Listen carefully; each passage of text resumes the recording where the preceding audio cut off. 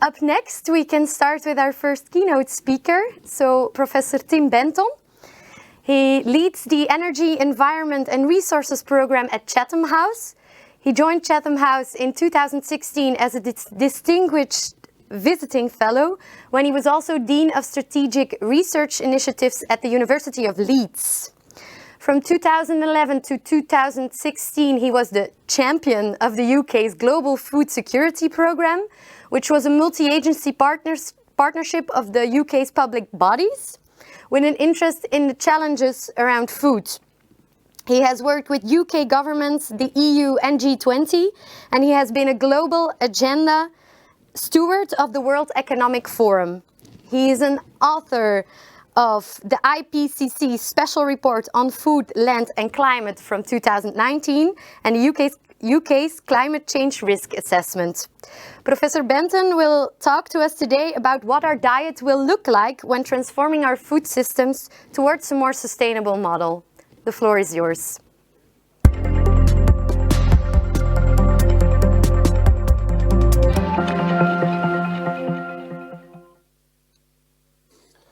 Good morning, everybody. I hope you can hear me, and I hope we'll be able to see my slides in a second. It's a great shame that I am not in Brussels. It's a place I very much enjoy visiting. So I'm going to talk today about food, diets and sustainability. And I think, you know, to preempt the rest of my talk, is there a robust and simple approach to incorporating sustainability into thinking about food? And the answer is, of course, no. And I will explain to you why I think that is the case and end up with some ways forward. So let's just start off with the diagnosis of the issue that we're probably all familiar with. You know, from a land perspective, from an environmental perspective in general, we have the situation where about half of the habitable land is used for the production of food. Part of that land is intensively managed, monocultural landscapes where there's little space for nature, lots of inputs, creating pollution that doesn't necessarily just impact on the field, but flows downstream, etc. And is a major driver of the conversion of land towards new agriculture from particularly forest. So is the major driver of biodiversity loss on a global basis. And it's clearly not just about land and biodiversity and pollution and so on. Our food system, as everybody knows, is collectively responsible for about a third of the greenhouse gas emissions from anthropogenic sources, from human-created sources, when you take into account all of the production, processing, manufacturing, consumption and waste, etc. of the food that we produce. So when you look at it in the round from a sustainability perspective, there are lots of negative impacts. And of course, from a health perspective, there are lots of negative impacts as well. The figure on the right-hand side is just a kind of heat map that shows where diet is related to significant mortality. All over the world, diet is the primary driver, as everyone knows, of morbidity and ill health. And I would just point you to the bottom bullet point on the left-hand side. In 2017, diets alone were responsible for about 11 million deaths around the world. You know, something like 5 times greater than the deaths that were created last year from COVID. And although COVID is very much in the forefront of our mind, poor diets are a long-term chronic driver of mortality and ill health. And of course, part of the reason for that is that if we think from a kind of dietary health perspective, the figure on the left-hand side is a figure modified from the Harvard Healthy Eating plate. If you think about what we should be eating from a health perspective, you get that figure. If you look and see what the world is growing, you get the figure on the right-hand side. That's stripping out all of the production of feed for animals and so on. So roughly speaking, we produce on a global basis about the third of the fruit and vegetables that we should produce from a healthy diet perspective, and way overproduce grains and the calories associated with them, oils and fats and sugar and so on. So part of the transition forwards is that we're going to have to change radically, not just the way we grow things from a sustainability perspective, but the sorts of things we grow from a health perspective. And I'll come back to this later.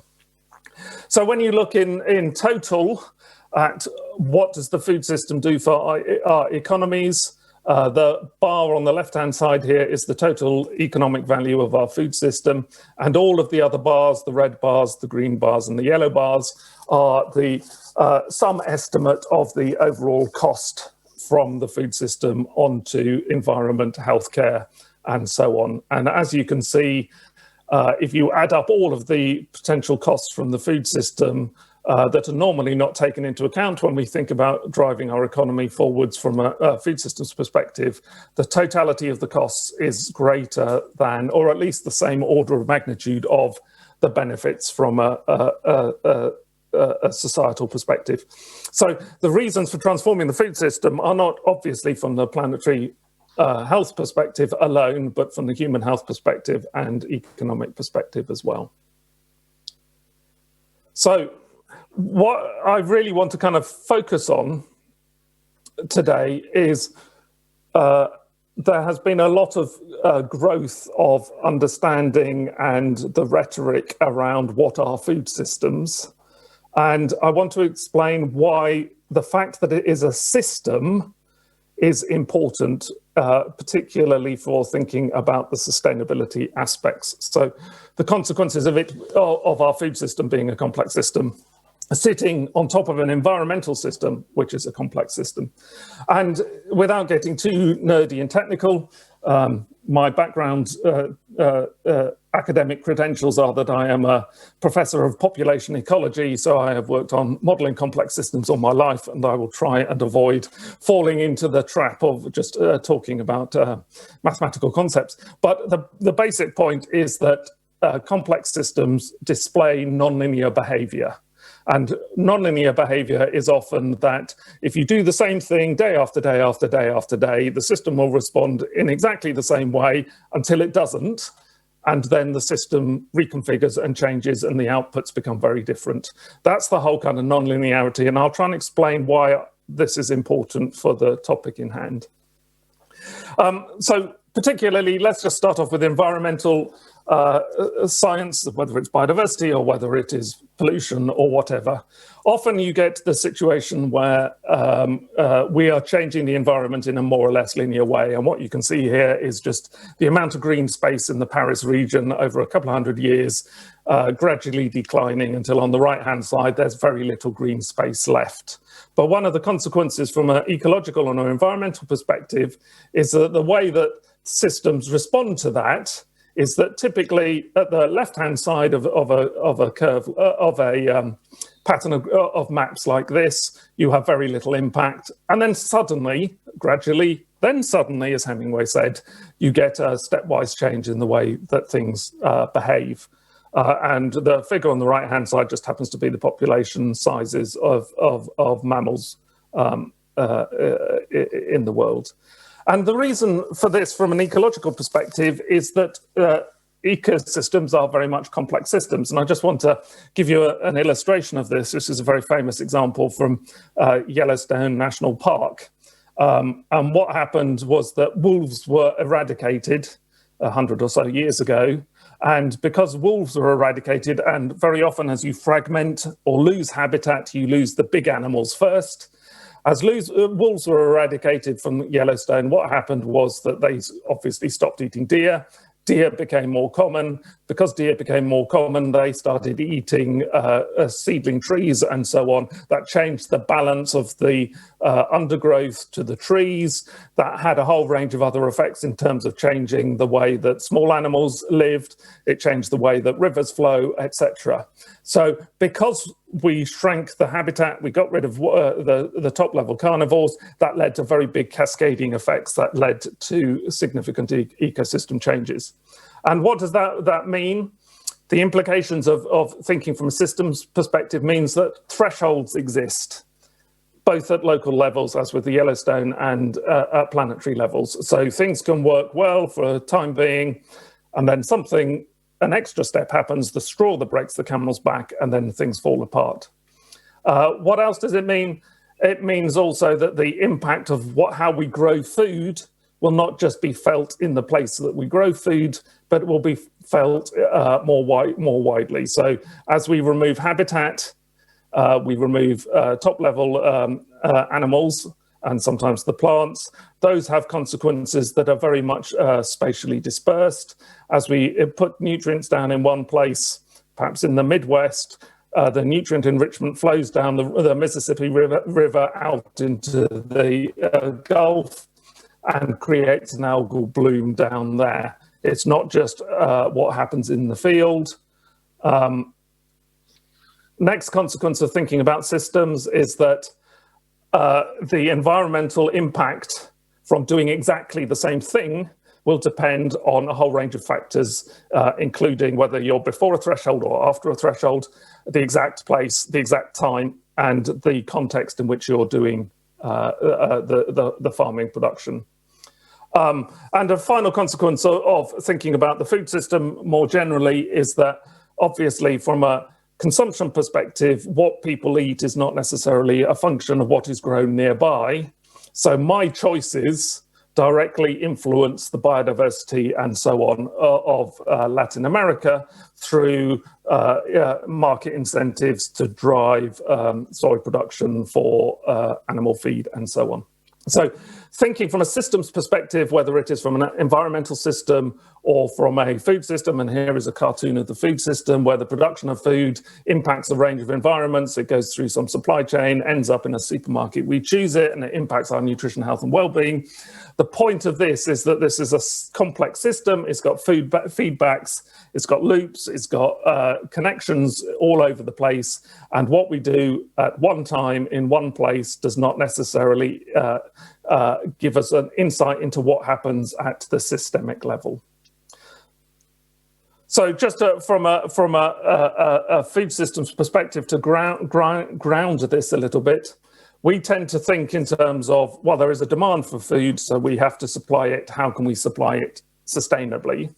But the real crux of the systems viewpoint is that actually, if you innovate and change the supply of food, that in turn can drive demand and create a stepwise change in demand. And this is what is technically known as the Jevons paradox.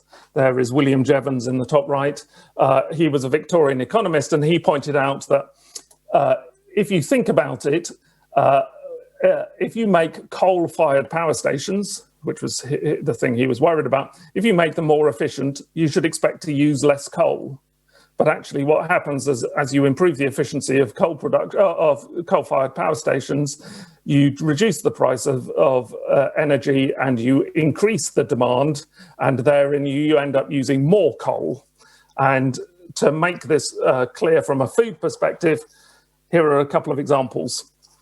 Apple juice. So in China, they had a deliberative policy to increase the production of apples. Good thing we tend to think of. The production of apples led to a whole lot of misshapen and small apples that they didn't know what to do with. So China said, well, let's convert those into apple juice, and became a major supplier of apple juice concentrate.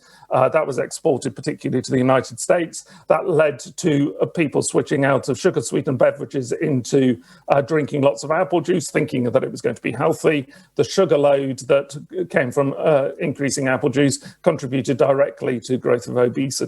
So a simple thing that we're going to grow apples has led to people adopting an excess way of drinking sugar. Similarly with palm oil, in the old days, oil was something that was pretty difficult to get hold of.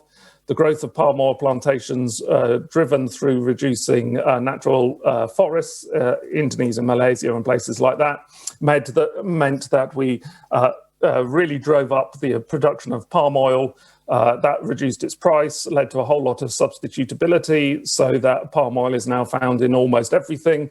And even if you go to sub-Saharan Africa, people that used not to eat very much fried food at all because palm oil is so cheap are now deep frying everything because it is a very easy thing to do. So the supply of oil has led to an excessive consumption of oil with detrimental impacts. And similarly for soya, the fact that we have invested very heavily in producing a whole lot of cheap grain means it's economically rational to feed grain to meat. That means that meat becomes cheaper, so we eat more meat. And that more meat then drives the requirement for more soya. So when you look at all of these kind of the potentials from a systems perspective, producing a unit of palm oil, for example, does not lead to the same impact depending on whether it was 10 years ago or 10 years' time because of the way that it drives systemic changes. So if you think about what does land do, land produces food, yes, obviously, but land also has a role in water regulation. It has a role in flood defences. It has a role in home for biodiversity. It has a role for recreation and amenity value. It has a role in cultural value. It obviously is home for iconic biodiversity that has nothing to do with the production of food, such as the skylark in this case. It's a place where energy is generated. It's a place where carbon is stored, etc. So when we think about sustainability in agriculture, it's about maintaining all of these ecosystem services, both at a local scale and a global scale, appropriate to the place and the needs, societal needs and ethical values. And the crux of the systems approach is that we've got to recognize that in reality there is an upper level to which production can occur sustainably, and above a certain level, if demand grows too much, no matter what we do, we won't be able to grow food sustainably because we will cross planetary and local boundaries. So how do we approach thinking about sustainability in the dietary context then, given all of that? So there are three kind of broad classes of ways that people have incorporated sustainability into dietary guidelines. The first and most obvious one is through life cycle analysis. And as everybody will appreciate, what you do with life cycle analysis is that you try and go from cradle to grave of a product and chart the energy usage, the emissions, the impact on land, the impact on pollution, and so on. And just an example of that, here is a figure from Joseph Poor and Nemeczek's paper in 2018, which is perhaps the most comprehensive data set to date. And what it has here is the life cycle analysis as per greenhouse gas emissions in the left-hand column, land use, and then acidification and eutrophication, which are elements of water pollution, and the scarcity weighted water use. So that's the kind of water footprint. And because this is also familiar, I won't dwell on this for very much, but you can look at different products and say, well, if you look relatively, a kilo of beef takes on average 75 times more land than a kilo of tofu and produces 25 times more greenhouse gases. So one way of thinking about sustainability in diets is to do this life cycle analysis. Now, of course, that sort of data can be built more broadly into assessments of healthy and sustainable diets simultaneously. And here is a figure from Clark et al.'s paper of a couple of years ago, which is looking at, on the top row, the health impacts of different dietary products based on a marginal analysis of what additional portion per day will do to your diet, do to your health. And on the bottom, there are a range of the planetary boundary footprint type analyses, how much land, how much water, how much greenhouse gases, etc. And when you plot the mortality impacts and the environmental impacts on a graph together, then what you can see is that there is quite a good correlation. On average, diets that are sustainable, or food items that are more sustainable with a relatively low impact, are also ones that have a relatively positive impact on our health. Now, this is all quite straightforward, but why does life cycle analysis not capture the entirety of the issue? And the major criticism is that life cycle analysis linearizes a complex system. So it does not account for the Jevons paradox, the way that demand and supply are interlinked. So just as an example, in New Zealand, they've worked very, very hard to reduce the greenhouse gas intensity of their dairy. So dairy produce, milk, for example, is now produced with much less greenhouse gases per unit of volume of the milk. But because that means that farmers can make more money because they're saving energy in the production of the dairy, they can invest in growing the milk herds. And what has happened over time is as the intensity of a kilo of New Zealand dairy has gone down, the size of the overall dairy herd has increased. So relative emissions has gone down, but absolute emissions have gone up. And therein lies the nub of life cycle analysis, that it doesn't account for the volume of sales just by looking at the relative footprints. And, you know, life cycle analysis is very, very simple, at least heuristically. It can lead us to thinking about, well, there must be a substitution hierarchy. We should switch out of beef into chicken and out of chicken into beans and so on. And again, this leads to a whole host of unintended consequences because, for example, if we reduce the amount of beef, chicken is increasingly grain-fed. The grain-fed nature is also leading to more intensive arable on a global basis, whereas low-intensity beef systems can be very positive from a landscape perspective in terms of integrating nutrients within a mixed farming system. So it tends to lead towards a hierarchy that is based on issues that lead to unintended consequences.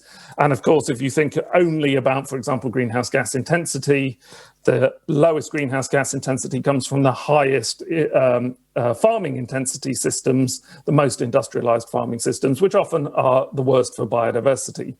So the substitution hierarchy might well lead to unintended consequences, that we all switch to eating things which are good in one dimension and bad in another dimension. And of course, one of the big critiques from the farming industry is that it misses the variability between farming systems and it misses the context dependencies. So just as an example, I did lots of work on comparing organic and conventional farming systems a few years ago, and an organic farm surrounded by conventional neighbours can have good biodiversity, but the same biodiversity level can be found in an intensive farm surrounded by organic neighbours. So the same farming system can have different outcomes according to the landscape in which that farming system is situated, and that is not captured by this kind of blunt force approach. I've mentioned that. So the alternative approach that is gaining increasing traction is not to look at a per product per kilo approach, but to look at the whole system and ask, what are the limits to the whole system? And then how can we apportion products to those limits, to the limits of the entire system? And the most prominent example of this was the Eat Lancet approach, which effectively, and this table is far too complicated, but the columns, GHG emissions, cropland, et cetera, going from left to right are effectively planetary boundaries. The three big blocks are different diets, and then within each of those blocks there is changing technology levels in terms of thinking about what sorts of technologies might be used in future. But what they effectively did was said, what is it that the world can produce? And given that there is an upper limit to what the world can produce, how can we apportion that amongst different dietary elements to allow a sustainable diet that meets nutritional guidelines. And what you can see is the only row that has green all the way across is where the world adopts some form of flexitarian diet, deals with waste and has technology. And only if we do that sort of thing can we then switch to a world that is sustainable from an agricultural perspective. And of course, that led to the planetary health diet. When you look on what the world can produce and then you divide it by what is a nutritionally adequate diet, you end up with a set of dietary guidelines about, roughly speaking, per capita, how much meat versus fruit and vegetables people need to have. So just like the LCA approach, the life cycle analysis approach, you can pick apart this systems level approach and say, well, where are the major critiques? The major critiques are we don't have a really good scientific understanding of where the planetary boundaries are. So it makes a real difference, particularly for things like biodiversity, whether or not you think that the world needs half the biodiversity or 75% of the biodiversity or 10% of the biodiversity it has. Likewise, from a climate change perspective, the world has collectively agreed through the Paris Agreement that well under 2 degrees is a sufficiently good planetary boundary to aim for. Above 2 degrees, we tend to get positive climate impacts, which lead to accelerating climate change, whatever we do as humans. So we've got a better resolution for one planetary boundary, the climate one, than we do for others. But you can argue exactly where those sit, and of course that makes big difference to the space in which the diet can be apportioned.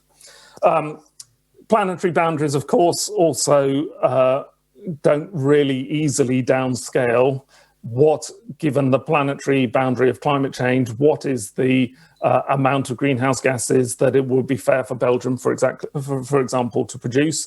Don't easily downscale. And likewise, given that in Northwest Europe, we've lost a lot of our biodiversity, should we be trying to restore our biodiversity to old levels, in which case de-intensify farming, or should we recognize that some places should be more intensive than others to allow more biodiversity to be saved in other places, and so on. So there's an issue there about the downscaling. Talking of biodiversity, biodiversity is notoriously hard to either measure or think about the threshold effects, because populations are incredibly non-linear. So it's very difficult to say what would be a real planetary boundary for biodiversity. And of course, there are huge issues around global governance. Who decides where is the best place to produce dairy, for example? I go around the world, and if I'm in New Zealand, they say, we're the best place to produce dairy because we can do it most efficiently. In Ireland, they say the same thing. In the UK, we say the same thing. In America, they say the same thing. Who governs this system, and who decides where is the kind of the rules to guide that? And just as an exemplar of the systems approach, a key question for us all, I think, that is highly contested is the question, is beef bad? And there is no doubt, and there have been lots of studies to show that the world cannot support very high levels of industrial production of meat. But the question from a kind of more environmental perspective is, if you take the life cycle approach, it suggests that beef is bad and you should switch out of beef. But if you think about a local farming system, the most sustainable farming system that we can perhaps imagine is one which is low levels of extensive farming, where there is livestock integrated in landscapes for nutrient management perspectives, to avoid the situation where we have large-scale arable in one place and animals in another place, and the too little nutrients versus too much nutrients in different places. Integrating that into a landscape would be good. Biodiversity is better in a heterogeneous landscape with complex rotations, etc. So if everybody in the world ate less beef, but that beef was integrated into mixed farming systems, the world will be better off from a sustainability perspective than if the world just cut out beef at all. And there is a nice paper, Schade et al. From 2015, that looked at that analysis. So that sort of nuance is really difficult to capture within a life cycle assessment perspective. Now, of course, there are other approaches which are typically based on proxies beyond the systemic and the life cycle analysis. One is based on a farming method. So there is a utility for some, particularly in saying, well, organic farming is by definition sustainable. So therefore, any food that comes from organic is a good thing. But of course, it's not a good proxy for the systemic levels of sustainability.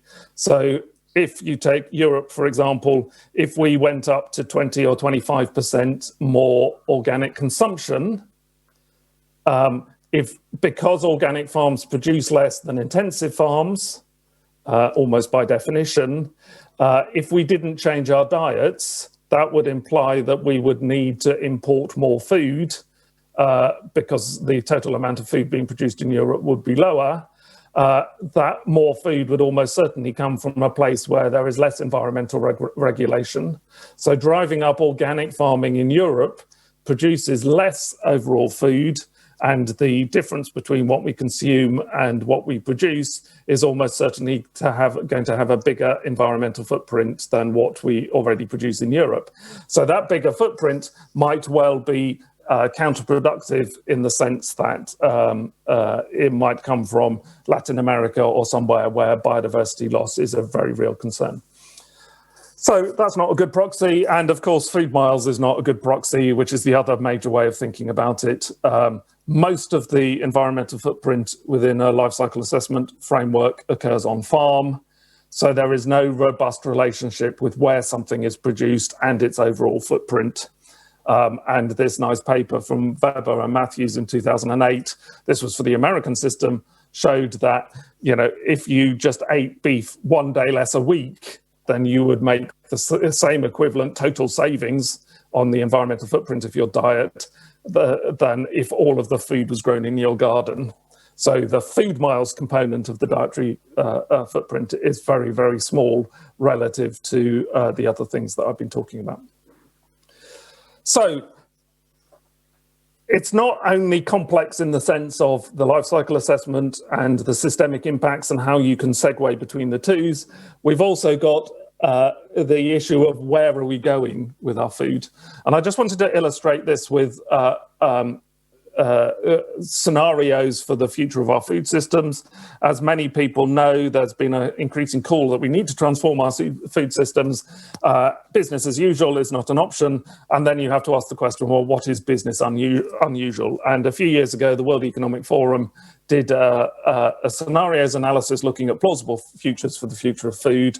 And they decided that 4 plausible futures were shaped by these two axes. On one, there is a change in the globalization and where we get our food from. And in the other one, there is a shift from unsustainable and unhealthy diets, the typical Western diet, towards something that is more sustainable and healthy for the reasons that I have been talking about. And as you go through, there are lots of reasons for why you might go up and down on left and right.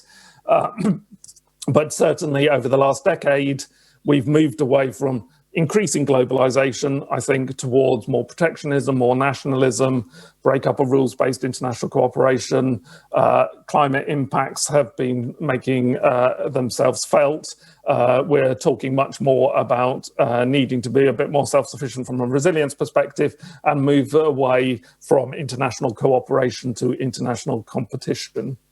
And likewise, for the unsustainable diets, there is a lot of talk about how to shift diets, whether it is border carbon adjustments in the European situation or much more around polluter pays, healthy eating incentives and so on. So you can imagine shifting left and right on this as well as top and down on this. So I just want to explore these two right-hand scenarios very briefly from a foodie perspective. So if we think about a world where we go back to globalization and everyone wants to switch to healthy and sustainable diets, what would that imply? from our dietary perspective? Well, it would imply that we still continue in the ever-growing concentration on commodity crops, grown at scale and intensity, but perhaps in fewer areas, the major breadbasket areas. That would imply that our diets, if we want to make them healthy and sustainable, will be engineered in large-scale commodity crops, biofortification, sustainable intensification. We would have very long supply chains, we'd have lots of robotics and AI, etc., etc. A world of big tech and globalization, and our mantra will be sustainable intensification of our farming systems. If, however, we move towards a world where there are local or regional markets, and we're also switching to sustainable and healthy diets, the world would be a very different place, because if we're regionalizing food systems, we lose some of those benefits of scale. We would have to be more self-sufficient. We'd have to be much more diverse. The cost of food would rise, and that would require us to have more varied farming systems, but more expensive food. We'd have to switch much more to eating whole foods cooked at home, and so on. We'd have to have agricultural policies based on dietary needs rather than agricultural policies based on economic growth. And we'd have very much, we'd have to work towards low waste systems because food is more expensive. And of course, as you look ahead and think about the plausibility of food systems into the future, both of these are visions of what might happen, but what they mean for adopting a sustainable and healthy diet are very, very, very different. And I think we have focused collectively too much on thinking about the globalized food system driven by commodity crops grown at scale and sustainable intensification, and rather less about the needs of, if we were to have more diverse farming systems producing much more local food, that would suggest a very different research agenda in the bottom corner. So just to conclude, as my time is running out, this is a world of complexity and nuance, and there is no simple approach that will say, if you do this, your diet will be sustainable and healthy. But we do know that to a first approximation, there is an overlap between what is a healthy diet and what is a sustainable one. Healthy diet, diverse, rich in plants, whole grains, will tend to be a lower footprint. Lower meat, especially processed meat, will tend to be a lower footprint. And from a health perspective, lower ultra-processed calories also implies that it would have a lower footprint because it would have to come from non-commodity crops and more diversified inputs and so on. So there is no simple solution. Blunt force approaches will always lead to perverse outcomes. But we do need to incentivize dietary shifts to reduce environmental impact. And ultimately, there is a huge challenge for us all about how we articulate this to avoid making things worse. And I think that's the difficulty of where we are at the moment, that a blunt force approach based on life cycle analysis will lead to the sorts of perverse outcomes that I have mentioned. So perhaps we need to think about, instead of being directive in terms of you should eat this or you should not eat this, we should think about some broad rules of thumb. And I'm struck by this health-related advice from the Nordic Nutrition Review in the last round, which tried to avoid getting into a complex argument about this versus that, but the broad rules of thumb are about increasing, exchanging, and limiting. And I think from a sustainability perspective, we can do the same sorts of things. Limit consumption to enough, where enough is what you need physically. Most people in Europe eat 20% too many calories. Increase whole foods and decrease hyper-processed foods. Aim for a diversity of fruit and vegetables, and aim for a predominantly plant-based diet. So you eat the fruit and vegetables and crowd out the high-footprint beef. But where possible, source from agroecological farming rather than intensive farming, because in the round, if you're not just thinking about greenhouse gas footprints, that is often, if we reduce our demand enough, that is often the most holistic and most sustainable farming system that we can imagine. So with that, I think I am just about out of time. Thank you very much, everybody, for your attention.